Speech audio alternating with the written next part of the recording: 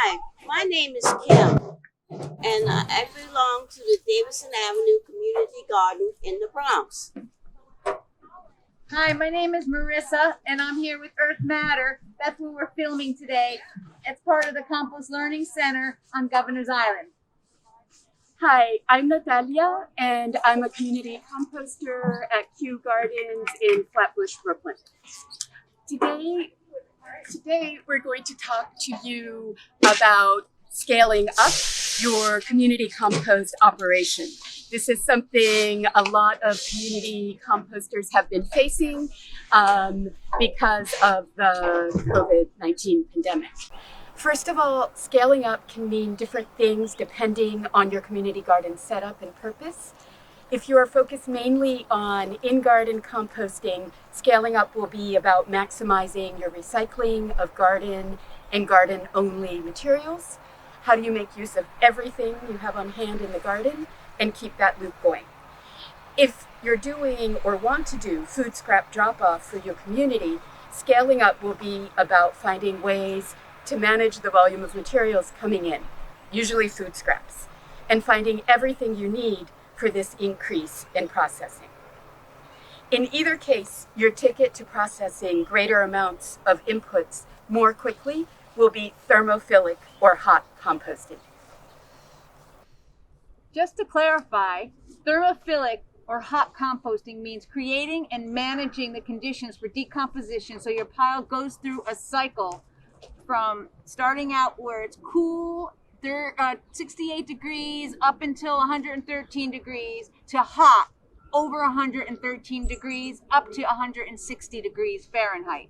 And then after a period of time, it cools down again. Getting those high temperatures for a sustained duration of time can kill most weed seeds and most pathogens that might be in those food scraps and those inputs, and it will speed up the decomposition process.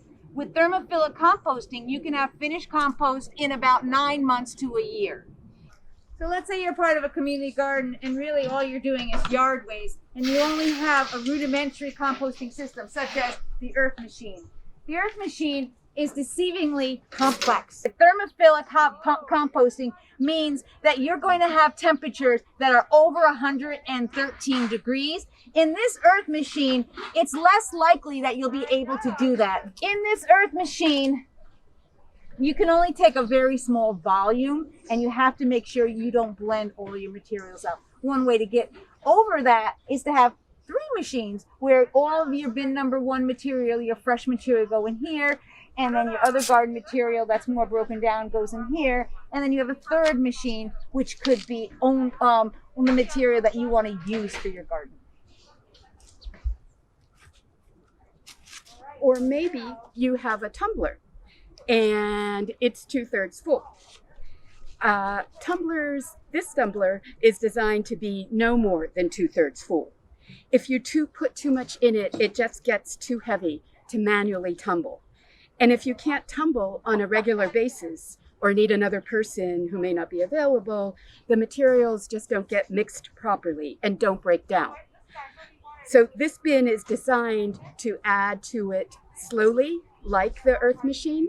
If you have too much coming in and things aren't breaking down properly, you'll need multiple tumblers, or you can go into a 3-bin system.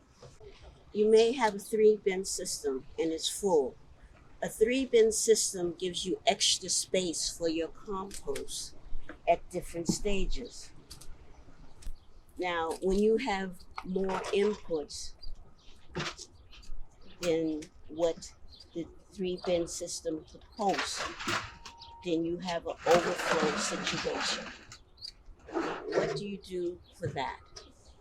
Start at your bin 3, look at it, because right now there's no heat, so it's at the mesophilic, and you see there's no recognizable food stock.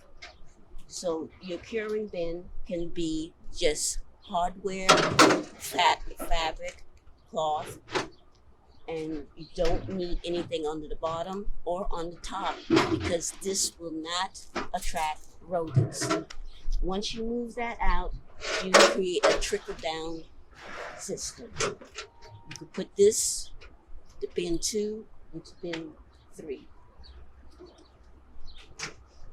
Then you could put bin 1 into bin 2, and you start all over with your inputs. This will give you space and time. Another tool that is really essential is the data collection tools. We want to make sure that our temperatures are above 131. And so taking these temperature readings will help us gauge to make sure that the materials are working and active. And if they're too hot or too low, then that's going to be indicators for actions that are needed in the first 15 days. If the material is in bin number 2, it's okay also to be over 131. But if you can imagine coming closer here, you can see that this working material is putting off steam.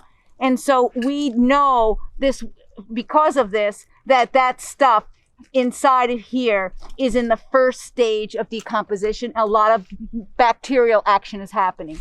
Over here, we want to make sure that this bin material, that's 2, is also actively working. It's going to determine whether we want to move it to bin number 3 or not. If this temperature here is 115 degrees, that means it's already gone through its thermophilic stage and it's on its way back. But if I put my thermometer in here, I should have an ambient temperature. And here it's dropping down to about 90, 80. So it's still working, but you can tell that way. Not only that, you can tell by looking at the material which one is more decomposed.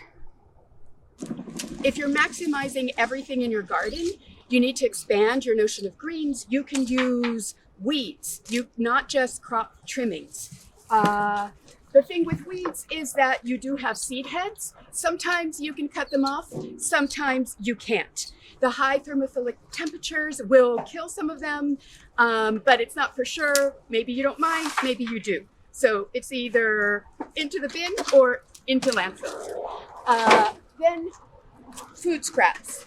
You really aren't going to have a problem getting food scraps if you're doing a community drop-off and you're scaling up right now.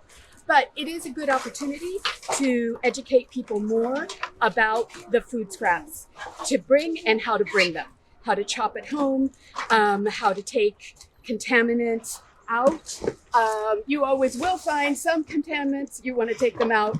For the food scraps, you want to make sure that people understand that you can take no meat, chicken, beef. Sometimes it's good to make the distinction of fish, dairy, greasy food.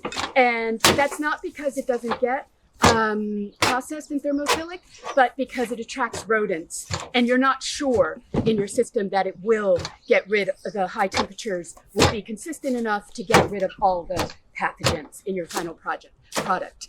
And then finally, the other thing that you can do for greens, since you are scaling up, you can always reach out to local businesses like a corner coffee shop or a streetcar juicer and get their grounds, their food waste. We talked about the greens, so now we're talking about the browns. Sometimes people bring their food scraps in what appears to be plastic bags, and they're actually compostable. It is up to you whether you want to add that to your compost. They also make it in plastic forks and containers. You'll see it written on there. You could use any kind of cardboard, and you have to tear it up before you put it in. If you find it difficult, wet it, and it'll be easier to do. You could also use newspaper. That should be shredded and torn. You could also use leaves,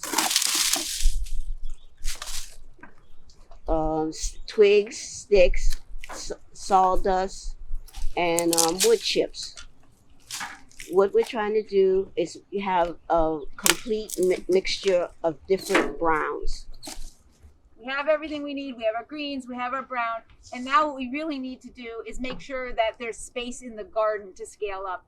Optimally, you'll have a non-porous area for you to be able to well blend this volume of materials before you put it into the bin. If you don't have that and all you have is bare soil, it'll be hard for you to do that turning. You want to make sure not only do you have enough room so that you can safely use tools, but that the materials are not going to permeate your garden soil. So if you don't have that, you could use a piece of plywood that could be a temporary tool that gets moved, or you could put it in a wheelbarrow or a big mixing trough.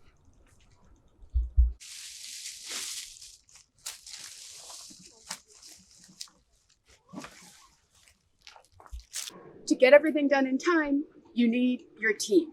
So we're going to be finishing this up, putting it in the bin. Remember that the microbes don't do it alone, and you don't have to either.